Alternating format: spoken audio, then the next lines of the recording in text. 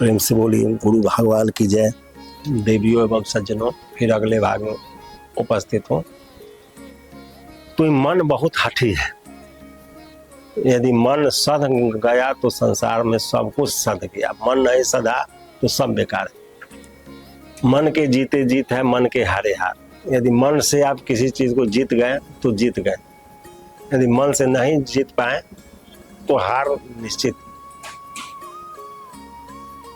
तो एक राजा थे, तो राजा एक बकरी लाए और अपने पूरे राज्य में घोषणा कर दी, जो व्यक्ति इस बकरी का पेट भर देगा उसको हम मनचाहा इनाम देंगे।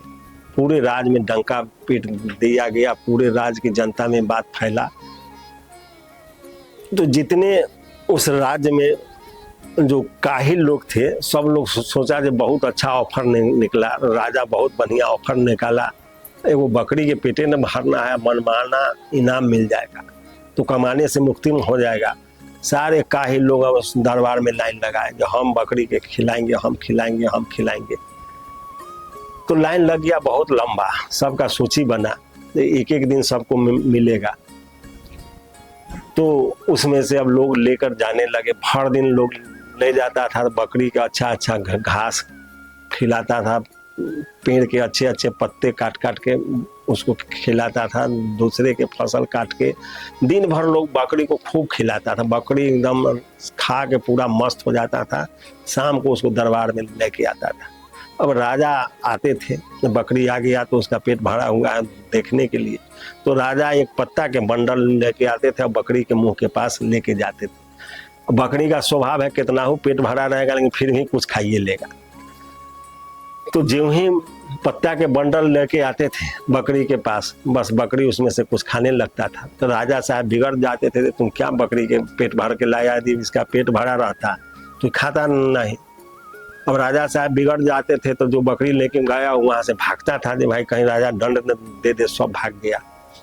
फिर कल होकर दूसरे आदमी का नंबर आया। एवं प्रकार से उसको 1 महीना तक सारे लोग लेके गए एकाएकी, लेकिन बकरी को सब दिन भर कोशिश करके थक गया, कभी बकरी का पेट भरा ही नहीं। जब राजा के सामने आता था तो कुछ ना कुछ खाता ही था। तो राजा कभी संतुष्ट ही नहीं हुए जो उसका पेट भरा हुआ है, इसलिए किसी को कोई इनाम नहीं मिला। तो ये बात पूरे राज्य में जब फैल गया तो वहाँ लोग बकरी के लेके जाना ही छोड़ दिया। इसका पेट भरे कि न भरे से कोई मतलब नहीं है। जनता भाग चला, वहां से कुछ मिलने वाला नहीं, या समय भर दिन का व्यर्थ में चला जाता है। और राजा साहब बकरी के पेटे भरने के लिए चिंतित रहते थे। तो एक दिन एक चतुर मंत्री था, वो सोचा कि राजा साहब यदि बकरी के ही पेट भरने में लगे रह जाएंगे तो पूरा राज काज सब सत्यानाश हो रहा है। जनता के बारे में न सोच के बकरी के पेट भरने के बारे में सोच रहे थे, कब तक कैसे चलेगा। तो राजा के इस विचार को देख के अब मंत्री जी तो उनको कुछ कह नहीं सकते थे। तो मंत्री जी एक रोज निकले और एक आदमी को ठीक कर लिए, तुम कल आना दरबार में, अब बकरी के लेके तुम चलो, उस बकरी का पेट भरना है। तो कहा महाराज इतना दिन से लोग थक गया, अब तो कोई जाता नहीं है, अब हम बकरी के लेके जाए, भर दिन अपना काम छोड़ के कुछ मिलने वाला नहीं है, ऊपर से राजा साहब का फटकार अलग लगता है, तो हम काहे उस बकरी के पीछे पड़े। लेकिन मंत्री जी कहे नहीं, तुम लेके चलो, उस बकरी का पेट कैसे भरेगा हमको मालूम है, और तुम जो चलेगा तो तुमको भी इनाम मिल जाएगा। उसको मंत्री जी लोभ लालच दे के उसको लाए और मंत्री जी उसको बताया दे यह बात कोई नहीं जाने जो हम तुमको ये बात बताएं, ये हमारे तुम्हारे बीच की बात।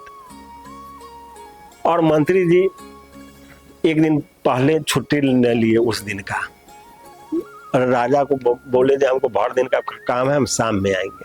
तो उनको छुट्टी मिल गया। तो मंत्री जी छुट्टी पर थे।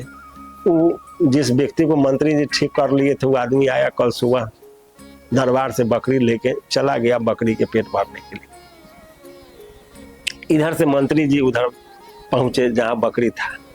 वो बकरी को एक जंगल में ले गए और एक डंडा बनाए, और डंडा बना के और हरा हरा चारा उस बकरी के मुंह के पास लाते थे। जब बकरी खाना चाहता था तो उसके मुंह पर छड़ी से खूब पिटाई जैसे करते थे। बकरी को भर दिन हरा चना दिखाते थे, हरा हरा चारा पत्ती सब लाते थे, अच्छे अच्छे बांस के पत्ते पेड़ के पत्ते लाते थे। और जब वो बकरी के मुंह तर लेके जाते थे, बकरी खाना चाहता था कि उसके मुंह पर डंडा से पिटाई करते थे।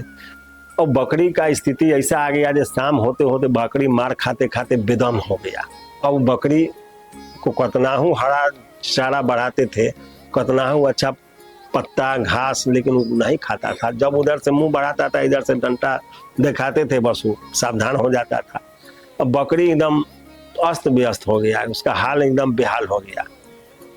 तो जब बकरी बिल्कुल हम चारा दिखाने पर भी नहीं बढ़ रहा था खाने के लिए, तो मंत्री जी कहें जब इसका पेट भर गया तुम लेके चलो। अब मंत्री जी वहां से चल दिए। मंत्री जी पहले ही चले आए राजा के पास।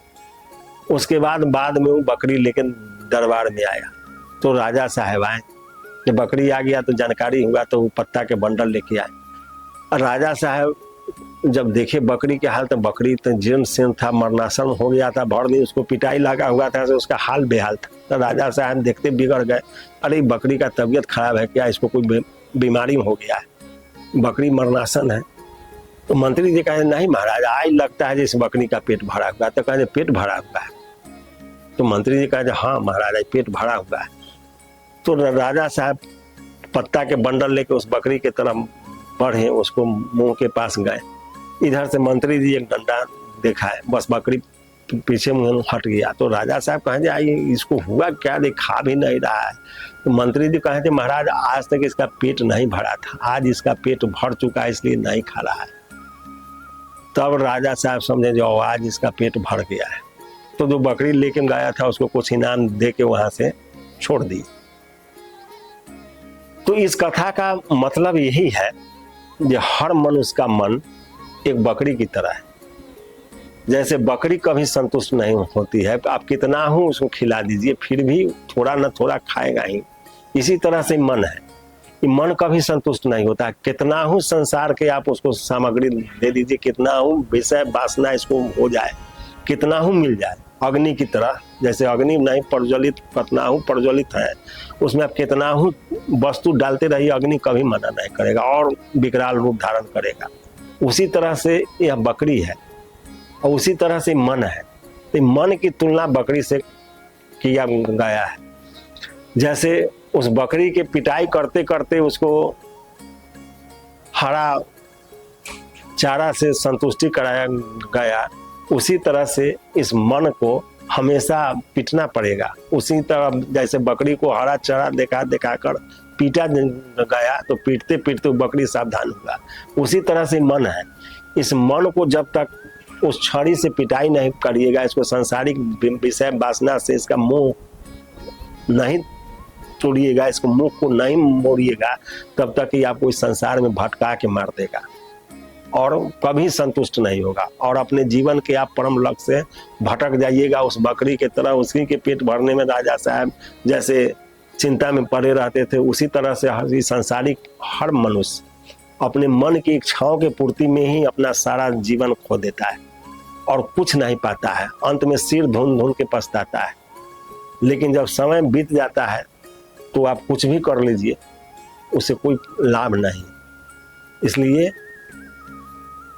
इस सब संसार में रहते हुए, सब कुछ करते हुए आप समय निकालते रहिए। एक घड़ी या दो घड़ी यादों में पुनिया, तुलसी संग साधु के हरे कोट अपराध।